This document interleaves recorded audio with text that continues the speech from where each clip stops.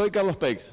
Ya me presenté antes. Quería agradecer en público a Claudia Sandoval que hizo esta facilitación de una charla muy parecida a esta en diciembre del año pasado.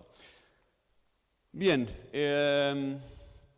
quiero hablarles de prácticas técnicas de sanidad, pero quiero ponerle un condimento de System Thinking, algo muy simple por dos motivos. No hay mucho tiempo y además no sé, todavía estoy recién comenzando a aprender sobre System Thinking.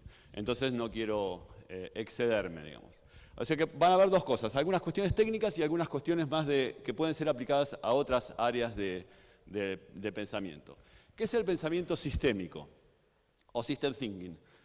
Me resuena mucho lo que dijo, por ejemplo, Rick, el iceberg ese. Nosotros a veces vemos la punta, pero por debajo hay muchas cosas, ¿no? Vemos los hechos, pero por debajo hay comportamientos, y por debajo de los comportamientos hay un sistema que genera esos comportamientos. Eso es importante. En System Thinking se definen dos cosas. Las cosas ocurren por dos motivos, básicamente es uno de los análisis. Círculos reforzadores, que es una bola de nieve, que cada vez se hace más grande, más grande, más grande, más grande. Pero además de los círculos reforzadores, hay otro fenómeno que son los círculos compensadores. Los círculos compensadores trabajan en el sentido opuesto, es decir, hacen que esa bola de nieve, por ejemplo, cuando toma un volumen demasiado grande, se rompe, por ejemplo, entonces se deshace. Están esos dos comportamientos en cualquier sistema que intentemos mirar. Yo quiero aplicar esto a las prácticas técnicas de sanidad. ¿Qué son las prácticas técnicas de sanidad? Son una serie de prácticas que van a aparecer acá, que varios aquí, incluso creo que Nico habló de eso el año pasado, consideramos básicas. Tener un repositorio de código fuente para los desarrolladores. Otra puede ser ese código que tenemos en el repositorio que sea íntegro, es decir, que sepamos que todo lo que está ahí está bien, está sano, de alguna manera básica funciona, no falta nada, por decirlo de alguna manera. Otro punto importante es, una vez que tenemos esos dos, que tengamos algún tipo de verificación de si el código que estamos escribiendo, que hemos escrito, funciona o no funciona.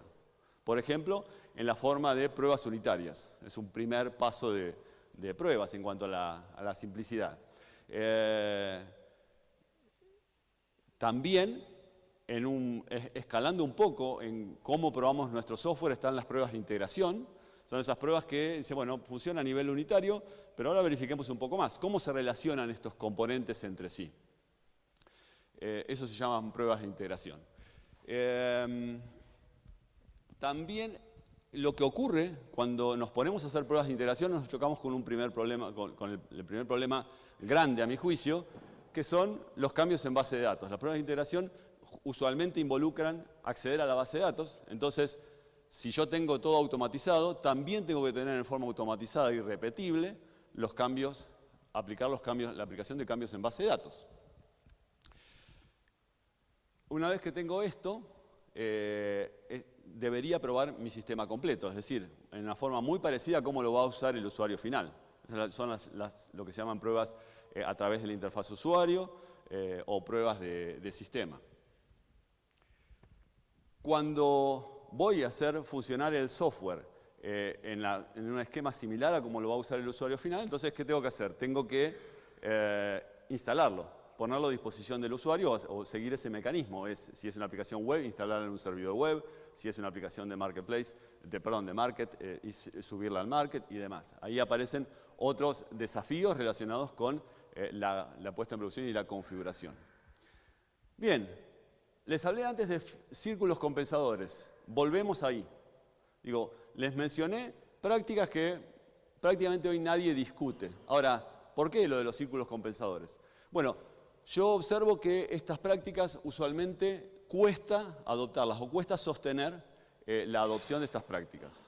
¿Por qué? Porque hay en juego un círculo compensador, algo que hace fuerza contra la práctica que en principio parece buena. En los repositorios de código fuente y su validación de integridad, bueno, puede haber alguna dificultad con la herramienta. Muchos desarrolladores trabajamos mucho tiempo guardando el código fuente dentro de un archivo zip, entonces teníamos el zip de ayer, el zip de hoy, el zip de mañana, el zip de hace 3 años. Entonces puede que haya algunos equipos todavía que no están acostumbrados a eso, ya sería raro. La verificación de integridad tal vez se basa en herramientas que, aunque son simples, todavía no son muy conocidas o cuesta ponerlas en marcha, aunque la verdad es que eso también es bastante simple. Las pruebas unitarias. Bueno, ahí hay un tema un poco más complejo, que es que usualmente hay dificultades para aplicar pruebas unitarias a software que no fue escrito con pruebas unitarias. Como que hay la separación, la testeabilidad, la factibilidad de poder testear, ahí es un poco complejo y ya es un círculo compensador un poco más difícil de romper. Las pruebas de integración también, a veces cuesta un poco componer el software para poder probarlo en forma integrada. Los cambios de base de datos es la típica, es muy difícil porque va contrario a las costumbres de los desarrolladores de software. ¿Por qué? Porque los cambios en base de datos no se puede borrar todo y aplicar de nuevo, porque tenemos datos en la base de datos justamente. Entonces, ahí como que se rompe la cabeza del desarrollador porque dice, bueno, hay que aplicar otra cosa. Y las pruebas del sistema, usualmente, el círculo compensador o las cosas que impiden o atentan contra la adopción se relacionan con, a mi juicio, por supuesto, se relacionan con fragilidad, por ahí no son tan rápidas, por ahí hay problemas con los datos, etcétera, etcétera. Y el despliegue y configuración también hay ahí una transgresión del desarrollador porque ahí implica que tengo que automatizar. Estoy hablando en todas estas prácticas de automatización además. Ahí hay algunas dificultades porque tenemos que automatizar cosas que, entre comillas, no conocemos, como por ejemplo infraestructura, servidores, file system y ese tipo de cosas. Entonces, mi invitación para una sesión del Open Space es a que recorramos estos círculos compensadores y que generemos técnicas para trabajar y atender a esos círculos compensadores. Es decir, ya sabemos que las prácticas son buenas, ahora, ¿cómo hacemos para evitar que se caigan en desuso? Eso nada más. Muchas gracias.